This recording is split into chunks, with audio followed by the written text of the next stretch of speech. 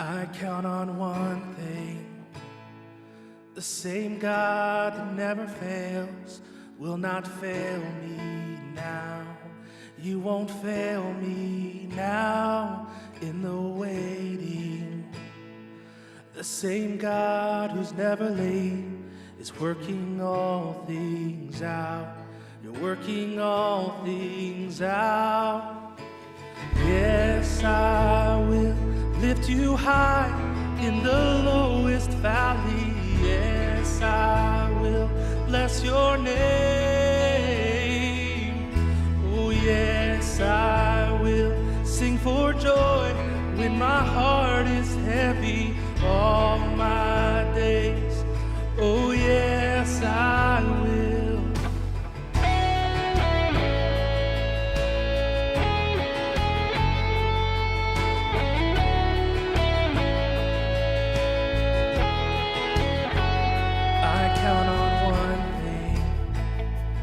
Same God that never fails will not fail me now.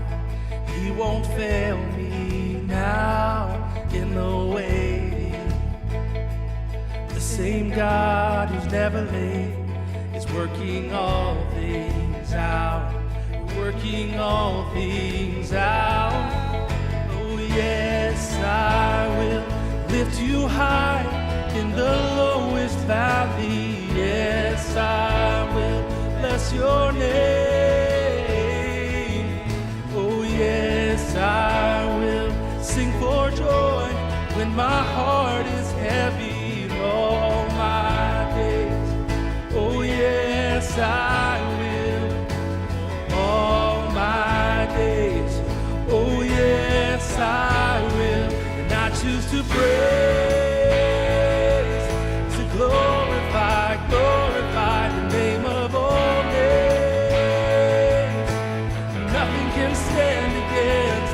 And I choose to praise, to glorify the name of all names.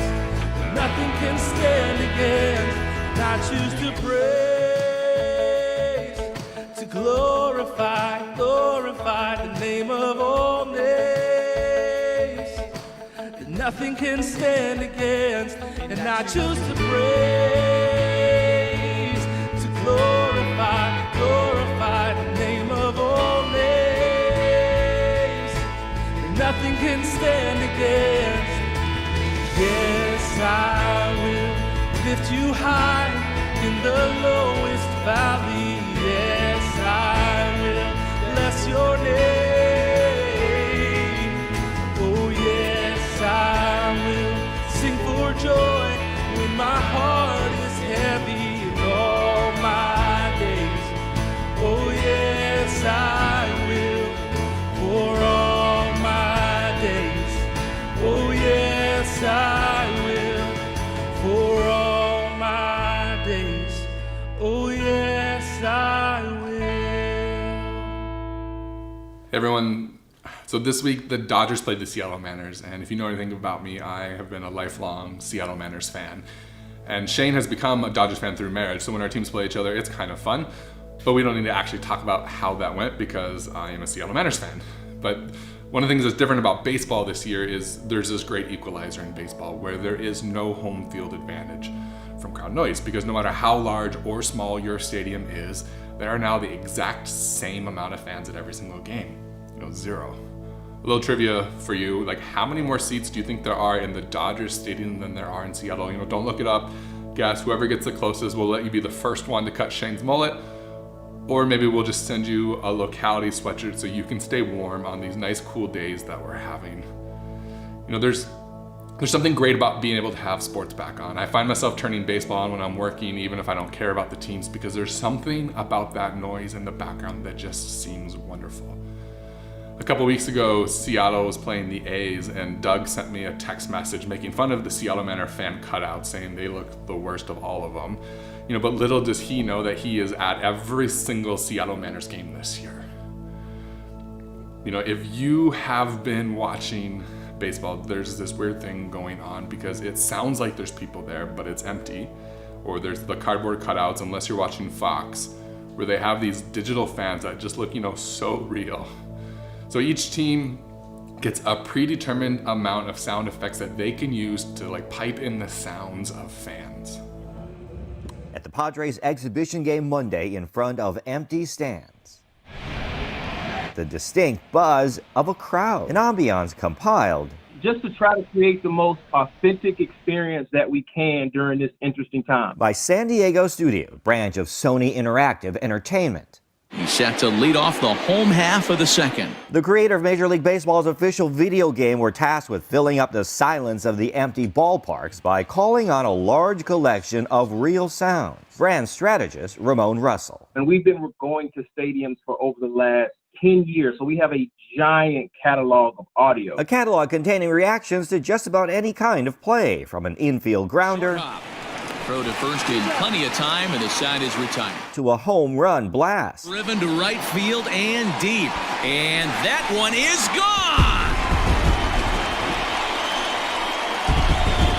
Each reaction digitally remastered for the stadium setting. League officials hoping those sounds will make players feel more comfortable.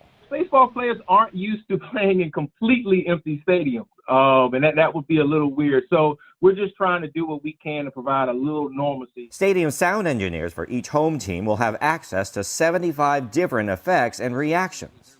So every single Major League Baseball team will be able to watch the game in real time and slide those events and those reactions up and down so it sounds authentic. A weaving together of noise, in one sense giving the fans a voice in a fanless ballpark. In the beginning, when they were starting, the players were having this hard time because baseball didn't sound, it didn't feel or look like baseball at all. Listen up. You may not look like a winning team, but you are one. So, play like one tonight. So there is this disconnect when we as Christians, when we don't do a good job of loving people, when we're mean, it doesn't make sense, because we're called to love people. So I think what we need to do is we need to learn to love people. And I said learn because, there are some people who are hard to love, and honestly, we need to learn how to love them. God doesn't want us to just love him and not people. A lot of people, they leave the church, they say, I love God, but the church, man, they're hypocrites, and I get that. Last week we talked about this idea of grace amnesia, that we tend to downplay our past or we act like we aren't bad, but we're people. We aren't that great. We make mistakes, and let's be honest, the church is filled with people like you and me. If you were to look at the Bible, all the examples of how Jesus loved people, right? If he says, if you're poor, I am coming for you. If you are rich, if you're arrogant, if you are an influencer, if you are a person of high stature, Jesus, he wasn't intimidated by you. Instead, he would go straight up to you. If you were an outcast, if you were on the outside, Jesus spent a lot of his time reminding them that he came for you. If you're on the outside looking in, Jesus said, I have come here for you. If you were sick, he would stop to spend time with you. We see in John 13, Jesus says, a new command I give you. Love one another as I have loved you. So you must love one another. By this, everyone will know that you are my disciple if you love one another. So a mark of a disciple is we love people. Not that we just love God, because God is easy to love, but people will know we are with Jesus if we love people. So when you make a movie, they use this thing called a clapperboard or a slate. I'm sure you've seen this before. 25 conscience, take 1, Mark. 25 crying, take 2, A Mark. 3 determined, take 1, A Mark. 3 finances, take 1, A Mark. 3 limousine, take 1, A Mark. 9 Alaska, take 1, A B Mark. What they are doing here is they're syncing up the audio and the video. The film and the audio are often recorded on 2 devices. What they're doing is putting the 2 of them together so that the audio and the video connect and they line up. Because when it's off, everybody knows it and something isn't right. When we love people, it syncs up what we say with what we do as Christ's followers, because planning to love people is completely different than loving them. Hoping that things will get better this year without loving people, hoping isn't helping if we can't love people. A lot of people say, I love Jesus, but I just don't love the church. Let's be honest, that's not being a disciple or a follower of Jesus. Jesus calls this the family of God, the brothers and sisters. We are a family. For all of its failures and mistakes, for all of its imperfections, Jesus died for the church. He died for people. Now, let's be honest, you're gonna hate heaven. You aren't gonna like it if you don't like people. Jesus died for people, and we need to learn to love them. In 1 John 4, it says, "Whoever claims to love God, yet hates a brother or a sister is a liar. For whoever does not love their brother and sister whom they have seen cannot love God whom they have not seen." And he has given us this command. Anyone who loves God must also love their brother and sister. So we cannot be a follower of Jesus by ourselves. We will never grow by ourselves. We can't follow Jesus by ourselves. Your knowledge of the Bible, it might grow. You might know everything, but you cannot put it into practice by yourself. So we believe spiritual growth happens in community. It's how God set it up. In John 13, we looked at it says, love one another. Love one another. I want you right now in the comments to take a guess. How many times is the phrase one another in the Bible? If you get the closest, we'll send you some Locality swag. This phrase appears in the Bible like this: help one another, care for one another, serve one another, pray for one another, greet one another, support one another, encourage one another. We are commanded to take care of each other because that's what we are commanded to do. So hopefully you guessed how many times the phrase appears, but the phrase one another is used 58 times. And I would say if something is mentioned that many times, it's probably important. We were put here to learn to love God with everything, our heart, our mind, our soul, and our strength, and to love people. We're never going to be everything that God wants us to be by ourselves. You cannot do it on your own. It's why Jesus told us to love the Lord with your heart, your mind, your soul, and love your neighbor as yourself. It's why at Locality we think you cannot do life on your own. You can't do life alone. We want you to connect with others, watch church with others, have meals with others, do life together because it's essential to who we are. I know some of us are watching and, we used to go to church. We didn't like how things went. Someone hurt us, so we stopped going. Or maybe you're going to Locality, but you're hiding in plain sight. When we used to meet, you would go, but you would just sit in the back. You would walk in late, you would leave early because it feels safe being on the outside. You can worship God from the outside, but you can't learn to love if you're by yourself. Maybe you've been by yourself for a while and you've been dipping your toes into this church thing. If you're not in the church or don't want to, I get it. If you're afraid to get connected, I get it. But at Locality, we're gonna love those around us, because that's what we're called to do. We're gonna make mistakes along the way, but we're gonna do what we can and we're gonna admit it, because church is for people who have wandered off. It's why we exist. It's time to come back. It's time to get connected. It's time for us to love those around us. We often think we're limited by what we don't have. I would reach out, but I don't have enough. We're never limited by what we don't have. We are always limited by what we have and don't use. You have so much potential in you, God just wants you to come home, Let's be those who love one another, who love those around us.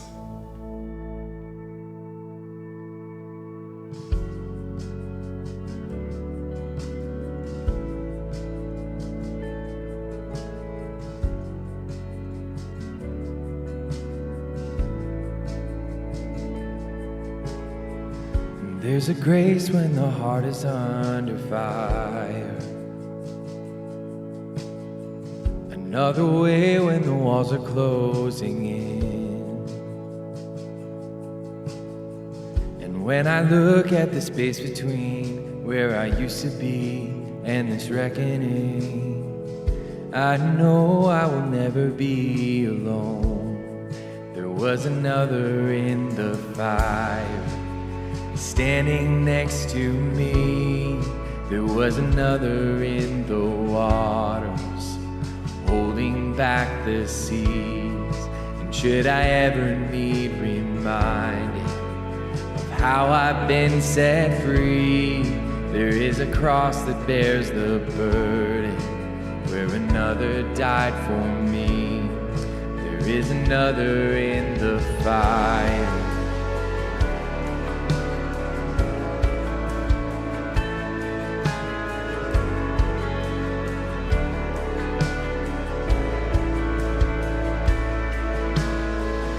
saw my dad left for dead beneath the waters.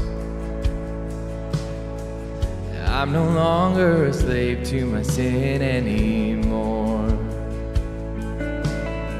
And should I fall in the space between what remains of me and this reckoning, either way I will bow to the things of this world.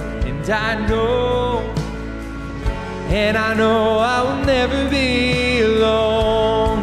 There is another in the fire standing next to me. There is another in the waters holding back the seas. And should I ever need reminding what power set me free, there is a grave that holds nobody, and now that power lives in me. There is another in the fire. Oh, there is another in the fire. Oh, there is another in the fire. Oh, there is another in the fire. Oh, and I can see the light in the darkness as the darkness bows to him. I can hear the roar in the heavens as the space between wears thin. I can feel the ground shake beneath us as the prison walls cave in. Nothing's in between us. Nothing's in between us.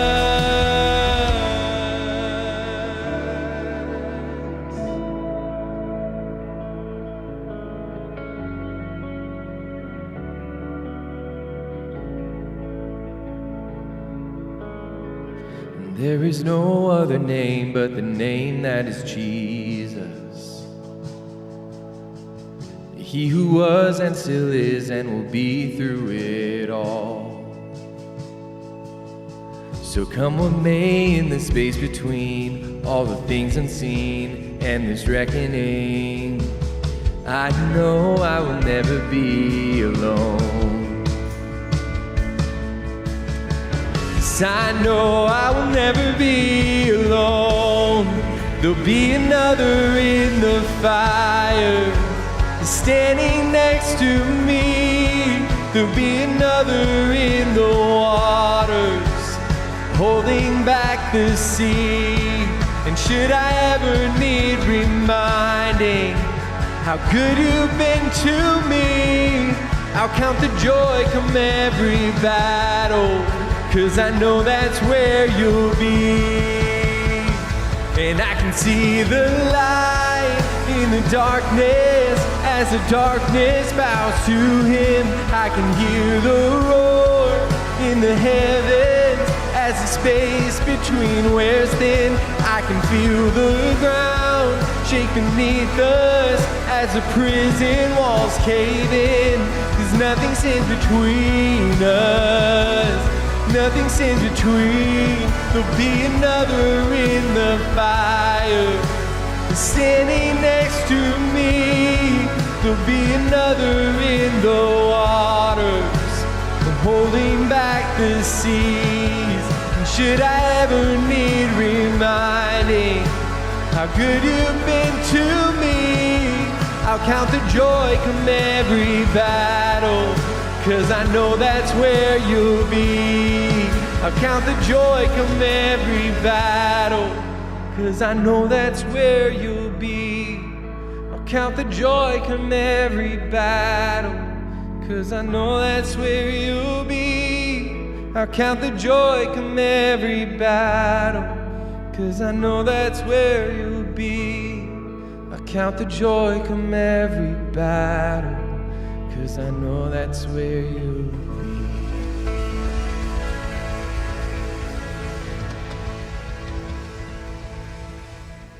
When we were dreaming about Locality, 5 years ago, one of our core principles that we came up with was this idea of radical generosity.